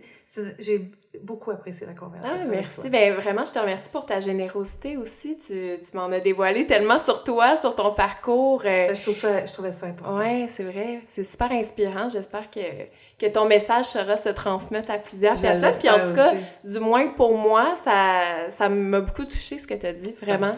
Ça me touche aussi. Oui, c'est ça. Merci beaucoup. Parce que c'est, tu sais, tu l'as dit, être une femme, ça vient avec son lot de difficultés. Oui, puis des challenges. Puis être un homme aussi, ça a d'autres challenges, c'est sûr. C'est pas pareil, je diminue pas ce qu'eux vivent, mais de la façon que tu l'as décrit, l'espèce de manque de confiance en soi, l'imposteur, devoir se prouver, tout ça, ça m'interpelle beaucoup. Puis je pense qu'on est plusieurs à ressentir ça. Oui, puis ce que je te dirais juste, j'ajouterais, c'est aussi le fait que ça fait pas si longtemps, nous, qu'on a les coups des franges, puis on est capable d'espérer atteindre un certain niveau de pouvoir. C'est vrai. C'est pas acquis du tout. Exactement. Et il ne faut pas penser, on regarde ce qui se passe aux États-Unis, comment ils ont régressé en 2 ans, comment ils ont régressé les droits des femmes. Ils sont prêts à partir une heure là-dessus. Oh my God, oui. Ça sera une autre discussion. Mais effectivement, c'est vrai. Je pense que c'est important de pas bien prendre pour acquis. Ouais. Mais merci encore une fois, Marie-Josée. Merci à toi.